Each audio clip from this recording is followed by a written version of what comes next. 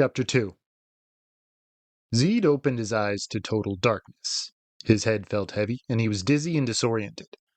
"Where am I?" he murmured. As if answering his question, Sezda turned the lights back on, and Zeed realized that he was hanging upside down in the bubble pod, still securely fastened in his seat. All around him, machines and devices began humming and clicking. At the bubble pod's control center, the Sezda view screen lit up, and information started flashing across the screen. Suddenly, it all came back to him. "We crashed! I've got to get out of here! I've got to help them!" Zeed began fumbling with the straps that held him in place, and when he released himself, he fell to the top of the bubble pod, which was now beneath him. He stood up on shaky legs and paused for a moment to assess his condition. He felt bruised and nauseated, and he had a terrible headache, but otherwise he seemed to be okay. He was terrified of what awaited him outside the bubble pod, but his crewmates could be severely injured, or worse. He had to act quickly if he wanted to save their lives. During his apprentice class at SES training school, Zeed had received some basic medical instruction and learned how to respond in a crash situation. However, the lessons he'd received were not as extensive as what an SES crewman would have learned. Apprentice missions were short-term and were supposed to be relatively safe. Zeed would never have believed that he would have to deal with a situation like this. He grabbed a med kit and hurried to the door. Since the bubble pod was upside down, he had to kneel to place his hand on the access panel. The door opened, and Zeed stood in the doorway, observing the horrific scene before him.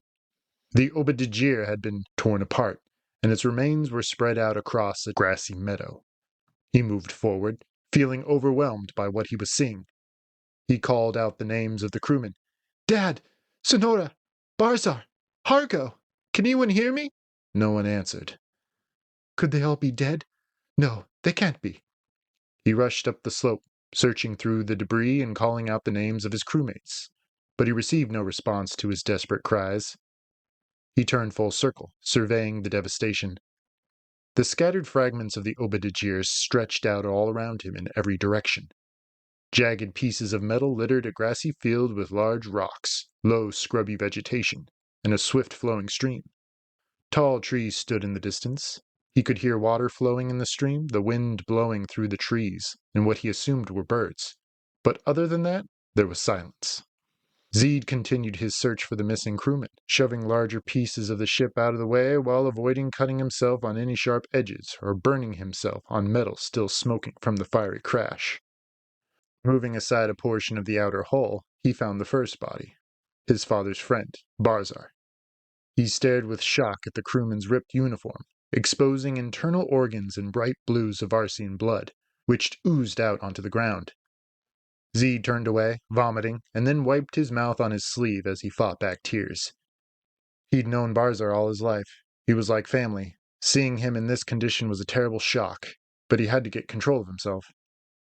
Zeed pulled out a portable medical scanner and knelt next to Barzar's body. The machine confirmed what he already knew. "The patient is deceased," the machine told him. "There is 0% chance that life can be restored." Barzar's death intensified Zeed's concern for the other crewmen, especially his father. He had to find them before it was too late. He moved up the slope to where most of the wreckage was concentrated, but his eyes spotted something blue in the stream.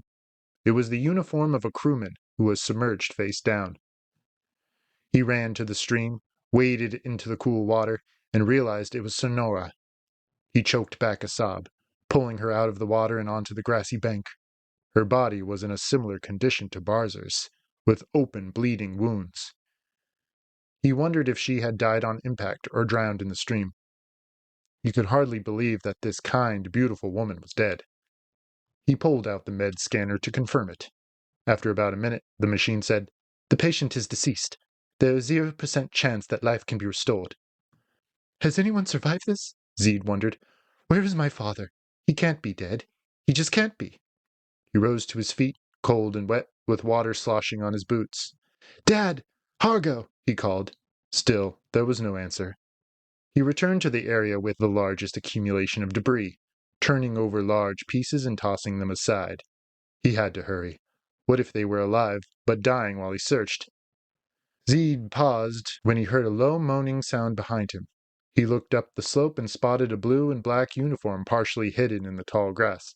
"Dad!" he called. He began running, and when he reached the crewman, he realized that it was indeed his father, and he was in the same condition as Sernoa and Barzar. "No, you can't be dead!" Zeed cried. He dropped down next to his father and placed his hand on his father's face. "Dad!" Zaref's eyes fluttered open. "Zeed!" he gasped.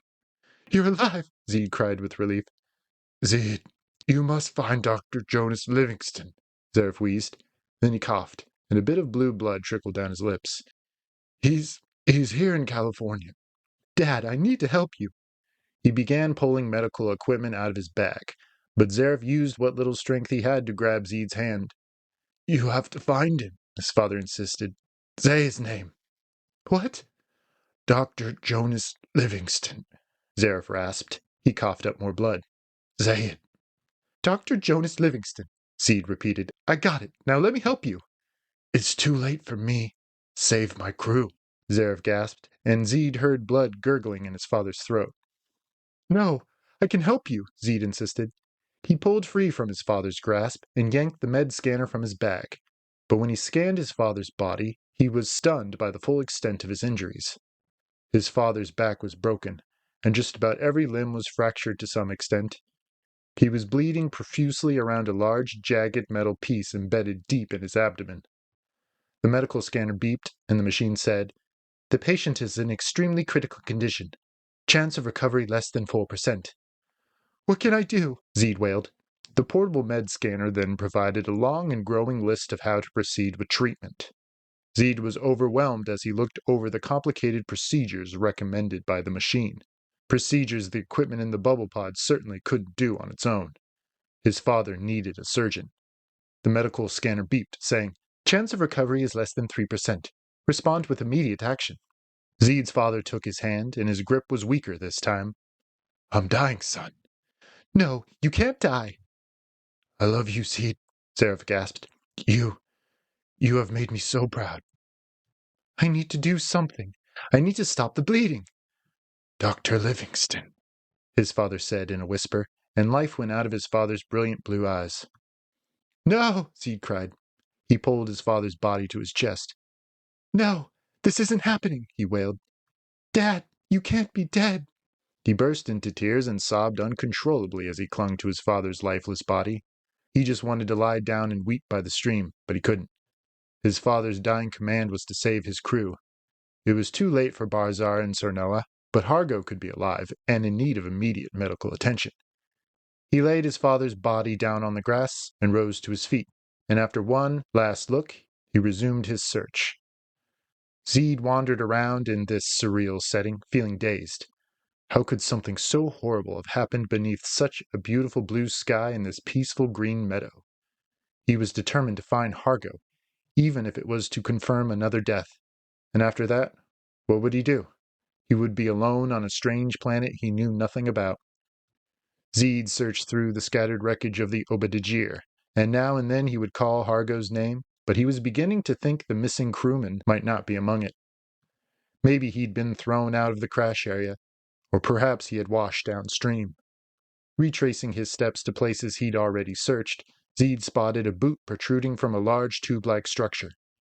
He hurried over to investigate and found Hargo hidden inside. "It's a service shaft," Zeed realized. "Hargo must have crawled in there to get to the engines. He was probably still trying to save the ship when he crashed." Zeed peered into the misshapen shaft to determine Hargo's condition, but it was too dark to see. He pulled out the portable med scanner and aimed it at the crewman, preparing himself to accept the fact that Hargo would also be confirmed dead. However, the scanner told a different story.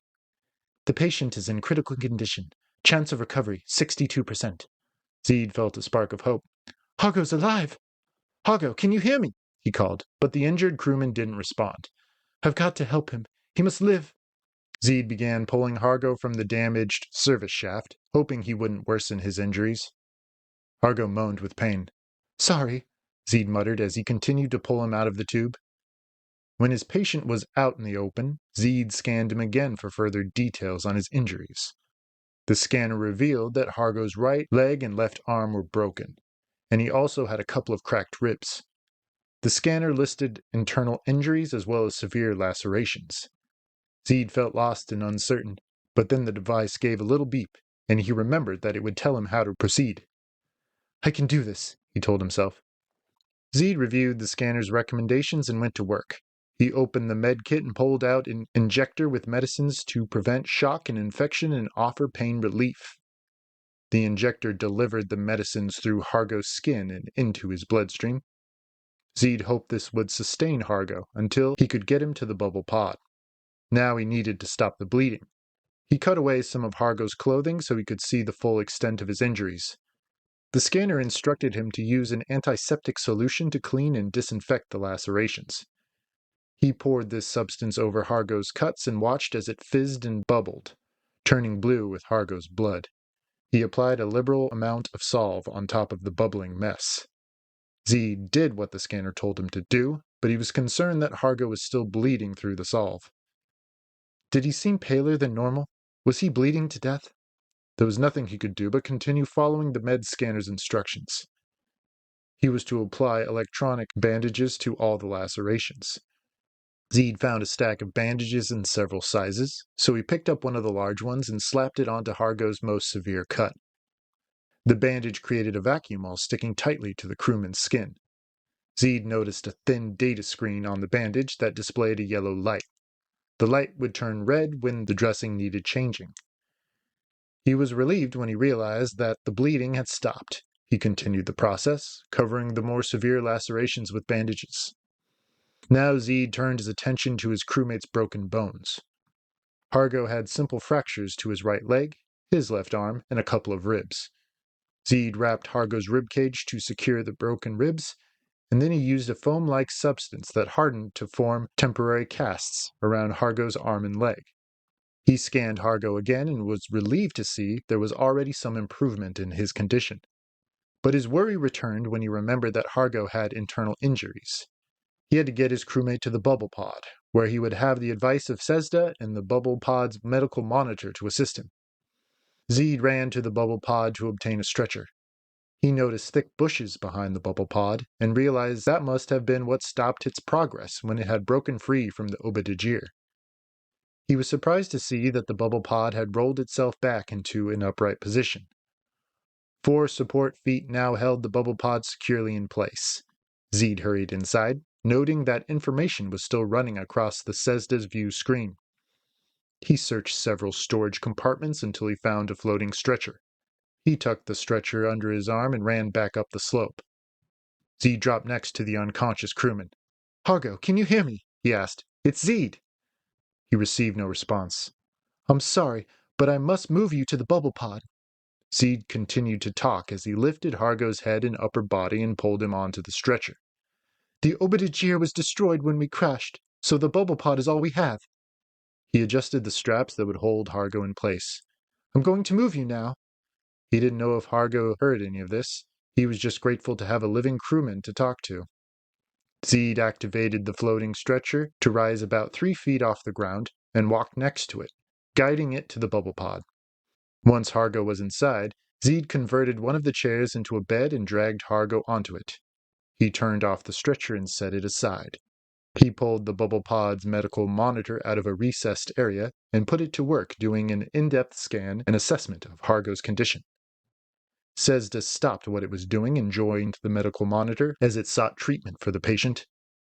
The medical monitor displayed a screen that showed Hargo's current vital signs, and Sezda gave recommendations on how to treat his injuries. Zeed ran his hand through his hair. I have to do what Sezda says, he muttered. I certainly don't know what to do.